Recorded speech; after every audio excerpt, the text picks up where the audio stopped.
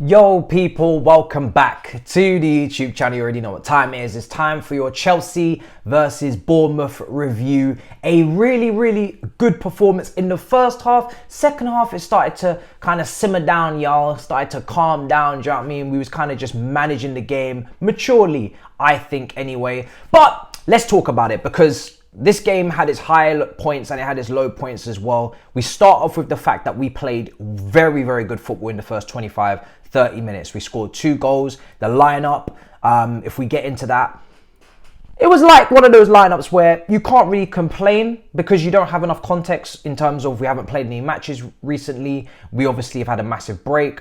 He went with experience. It's a high pressure game. We have to win. Yes, there's some youngsters that we'd like to see on the pitch start, but can you really expect them to start?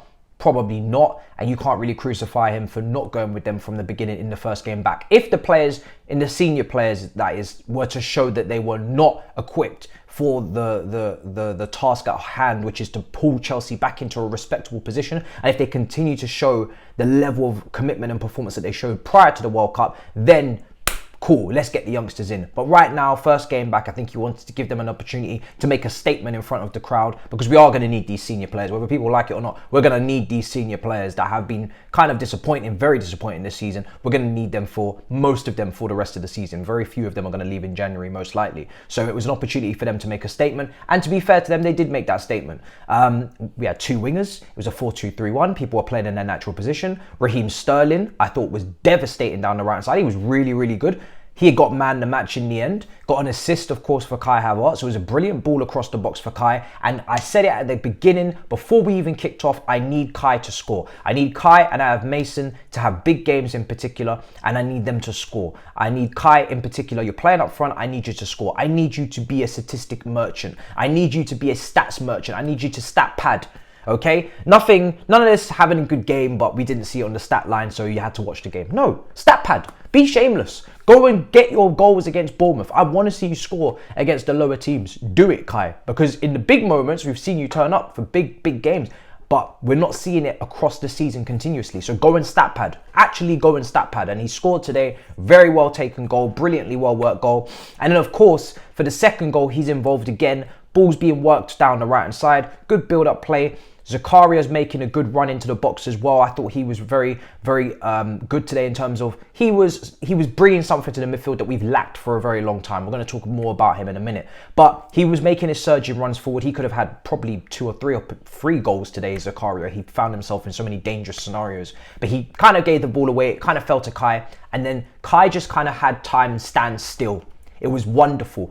Composed. He didn't lash at anything. He didn't, smash a shot for no reason. The shot was never on. There was too many players, so he just held onto the ball and just waited. And up pops Mason, 25 yards out. Wonderful layoff for him, and he just wraps his foot around it into the bottom corner. It's a wonderful finish from outside the box. It's a finish that I would love to see from Mason more because you just know he's capable of it. It was such a good goal.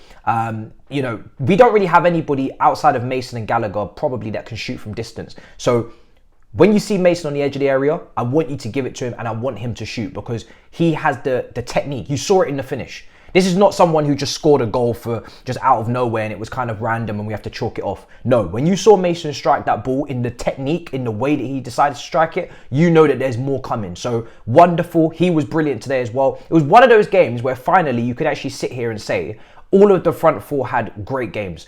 Maybe Pulisic out of the 4 wasn't as good as, say, a Sterling. You could say it was a little bit of a drop-off. But I thought everybody in general was just really good. Mount was great. He created so many opportunities. His composure was there today. We could have had a lot more goals, but it is what it is. Do you know what I mean? We know that we lack a little bit of finishing and a little bit of, final end product. We know that, so there's no point really overly complaining. But Mason created a lot of opportunities. Kai created a lot of opportunities. Kai was so composed. Brilliant play between him and Sterling on the right-hand side so many times. Mount and Pulisic tried to create similar on the left-hand side quite a few times, but Pulisic was getting a lot of fouls today. He was getting fouled a lot, continuously getting fouled. Only completed 1 dribble out of the 5. I thought Pulisic was pretty good. He had to drop a lot deeper than, say, Sterling. Received the ball a lot deeper. Maybe because Zakaria was on the other side or, maybe because of the way that the midfield was structured to help protect the defence. But For me, Pulisic had to drop a lot deeper to receive the ball, which he did pretty well. He did skip past a few people, tried to play little 1-2s with Mount, little gives and goes. But Sterling and Kai had some ridiculous chemistry today in the first half. Brilliant vision, just playing balls in behind for Sterling continuously. Lovely ball down the left-hand side in the second half as well, which fell to Gallagher. If Gallagher just showed the composure to play it again to Sterling, he would have had a goal. And we could have had 3. Reece James had a chance, again set up by Mason Mount. Brilliant vision, calm, composed. Found his man. Mason did that a lot today. Received it on the left, turned, found space. Okay, cool. Assess it down the right. Cool, play it. Some nice half turns. Reece James just couldn't sort his feet out quick enough and unfortunately scuffed it, and well, it ends up going straight into the goalkeeper. Now the bad news today is that as we speak on Reece James, he obviously picked up an injury. He looked pretty damn upset about it. He was on the floor. He was upset. And it's a shame because we all were so excited to see Reece James. Whenever I see Reece James in the lineup, I'm immediately a happier man. I'm immediately a more confident person going into a game like this, thinking, okay, we might actually be able to do something. His effect on this team is everlasting. Today, he wasn't even at his brilliant best. You could see he was a little bit rusty. Sometimes the pass was a little bit undercooked or overcooked to him to receive it, and he couldn't quite reach it, or, you know, like I said, with that first touch, a little bit rusty. So there was moments where you could see Reece James was rusty, but we know what a fully fit, fully firing Reece James looks like, and for me, it's the best player in the team. Unfortunately, though, he's injured again. We don't know how long he's going to be out for. Potter says they have to reassess it tomorrow, but it is a massive, massive shame. But it's not something that we're not used to, so we kind of just have to accept it at this point. He is injury prone. I don't like to say it. I didn't want to say it. You know, I'm one of these people, I was just like, let me just play it off and pray that he's not injury prone. We could just let this just keep going and going and going, and let's see how far we can get without saying it. He's injury prone, and it's a damn shame. Hopefully he's not out for long, but we have no idea. Aspie comes in. Aspie's got grey hairs now. He's looking a little bit rusty. You know what I'm saying? He's looking a little bit old. He's looking a little bit worse for wear. You know what I'm saying? I don't want to see this guy continuously at right back for the rest of the season. We needed one anyway. Okay, this is not new information. We needed a right back, in my opinion. We needed a forward because of obviously Broja being injured, and we needed a midfielder. Not signing these players 18 years old, go on loan, or no, PL2. No, we need bona fide starters in these positions in January. We need 3 players minimum in January for me, for the squad, to, if we have any chance of top 4. So we needed a right back anyway. That doesn't change with the injury, but it definitely does push it even more with the injury. And it's a shame because Potter was talking about pre-match, about, you know, conserving him and resting him and looking after him for Premier League minutes, and then he goes and gets injured. And it's unfortunate. He pulled up straight away. He knew, he circled the motion, need to come off, and that was bad news immediately. Koulibaly, as the game went on, he got stronger and stronger. I think he looked a little bit rusty in the opening exchanges. Some of the mishit passes, I believe, were from him. Silva also pulled up as well. Looked like he might be carrying a little injury at the beginning of the game. He shrugged that off. He finished the game comfortably as well. Zakaria had a moment where he was down. Pulisic had a moment where he was down. Again, could have picked up injuries there. Thankfully, they're okay. We are knocking on the door for injuries. Like, literally, we are, you know, when the door creaks, you know, them doors that creak when you open them. That's us trying to get a midnight snack, trying to get 3 points, trying to get some sort of hope and a prayer for the rest of the season, trying to enjoy life at Chelsea. And then as we open the door, injury. This is what's happening. We can't enjoy life. We can't express ourselves. We can't have our fully fit best players available, ready, and when we need them. No, of course not. This is Chelsea. Injuries. We need problems. No peace, more problems. So even when we win, we still lose. So yeah, just peak. Zakaria, Jorginho was brilliant today. Really, really good. He won more. He won the ball back more. I can't even believe I'm saying this. He won the ball back more than any player on that pitch today. Ridiculous. Again, brilliant. Good to see. Zakaria was good. I thought sometimes Zakaria's performance was being a little bit overblown because of the lack of P&P that we've had in the midfield. So he's giving us attributes that we don't have and we're not used to. So of course, everything for me that he does then is going to be overstated. He was good, don't get me wrong, he was really good. But there were times where you could see that we do still need a better player in there. Basically, I'm not ready to say, oh, let's sign Zakaria on a permanent. Some people have said that. No. We can get better than this. It's a good start. He's good, decent player. He's got the P&P, he's got the strength. Sometimes he made some great recovery tackles as well, out for a corner, one of them to recover. He's got long ass legs, so he's going to help cover the ground a lot more. He gives us some attributes that we need, but not for a second am I going to start saying that he needs to be signed on a permanent. You look at someone like Bruno Guimaraes at Newcastle, that's the level of quality that we should be aspiring to have in that midfield. We need someone who has that P&P, but then technically as well is a lot better than Zakaria. I still think rough around the edges, technically, there's still things that we can get more from. We need top players in this position. This is the midfield. This is the epicenter. This is Michael Essien's position, okay? Treat it with care. Don't lower the standards. We need to raise the standards. The standards are already on the floor. Let's not get too overexcited, but he was good. Still moments though where a little bit, like I said, giving the ball away, etc. So he needs to clean it up a little bit more, but good start. Good to have him in the team. I mean, we had no Loftus-Cheek, we had no Kova, he was being rested on break, and there's still no Kante. So for me, we still need to go and get a midfielder in January regardless. So yeah, that was the team. Obviously, some substitutions were made. Aubameyang comes on. Unless we were going to go 3-0 up, we were never really going to get young players onto the pitch. Lewis Hall, I would have loved to have seen. Carney, I would have loved to have seen.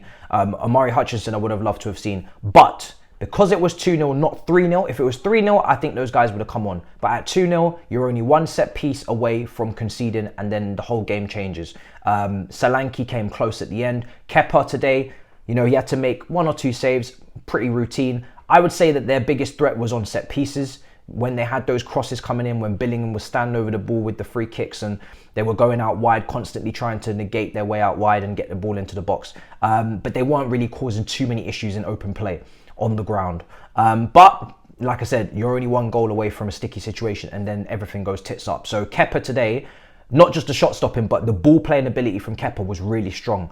If Mendy's in goal today, with some of the situations Kepa had to deal with in terms of receiving the ball in such tight areas where the ball is literally like right next to opponents and we're receiving the ball quickly and you've got to distribute and you've got to get rid, because Silva gave him some pretty scary back passes at times because he was carrying the injuries and whatnot. I think Mendy, we probably concede, you know, a little loose first touch here and whatever, and something happened. So Kepa today, in terms of ball playing, was really strong, and that was vital.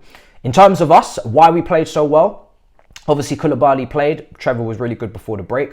It's really important that Koulibaly kicks on and he has a better second half to the season than he did the first part. But players were playing in zones that they were comfortable with. Again, it felt like a performance that we had at the beginning of Potter's era. You had wingers receiving the ball out wide. You had players receiving the ball in areas that they liked. Sterling was out on the right flank, which was great over Pulisic. Better to have Pulisic on the left. Sterling was constantly running in behind, and Kai actually gave us the vision and application with the pass to play it in behind, to keep playing that ball in behind, to keep finding Sterling, and so many lovely combinations today. People were close to each other. When we had those 4 attackers instead of maybe a 3, or sometimes even 2, we had players close to each other. It allowed us to play 1-2s. It allowed us to combine loads of little 1-2s, loads of little flicks, especially in the first half, less so in the second half. It was a little bit of a drag. First half created loads of opportunities just by purely players being close to each other and being able to quickly knock the ball back and forth. Much better. And we was pressing, really strong press from Kai from the front. Kai and Mason centrally pressing from the front. Perfect today. Turn over the ball, cause problems. If you don't turn over the ball, force them to clear it, win the ball aerially at the back, get the ball back, possession. There's so many upsides to pressing from the front, especially if you're a team that is very hit and miss with chance creation. So good, but as I end this review, you all take it with a pinch of salt that it is Bournemouth. They have lost 4 out of the last 5. They aren't the greatest team in the world, and we should be beating Bournemouth, of course. We were worried because we're Chelsea, not because Bournemouth are some special team. We got tougher tests ahead, much tougher tests ahead. We know that. And these players have to prove that they can be consistent. It's all well and good doing that home to Bournemouth when you know that the fans are, you know, waiting for your arrival on the first game back. Can you do it 2 days after a Champions League? Can you do it three days after an FA Cup game? Can you be consistent? Because consistency is the only thing that's going to get us into the top 4. We have Newcastle, who have won 3-0 away from home against Leicester. We have Arsenal, who are way out of sight and winning. Liverpool have won. Spurs dropped points. We capitalised on that. If we're going to make top 4, which is, again, very, very, very difficult, depending on signings in January, we have to be consistent, which means no more wishy-washy, no more sometimes give us the commitment, sometimes don't. Kai today was tracking back, chasing runners, trying to win the ball. We have to do that every week. We have to be consistent, because what happened at the start of the season, up until Christmas, was not good. It really wasn't. It's not good enough. And I think the players know that. And some of the comments that I've seen afterwards have been good in terms of, listen, we need to step it up. We're the mighty Chelsea. Let's move. So we don't take too much. Pinch of a salt performance, but a good performance nonetheless. Let me know what you guys think in the comments down below. Smash up the likes. Let me know in the comments who your man of the match is. Sterling got it. I think there was a few contenders. Obviously, Reece's injury We'll talk about that on All You Can Eat Chelsea and potential right backs to go for. Of course, there's other transfer rumours circling around. French centre back here, Felix there. I'll cover that. But like I said, I ain't rushing to it because I would like to speak to a couple people who know these players inside out. And I'm talking about the Monaco centre back, so we get to that. Until next time, big up your damn selves. In a bit, people. Peace.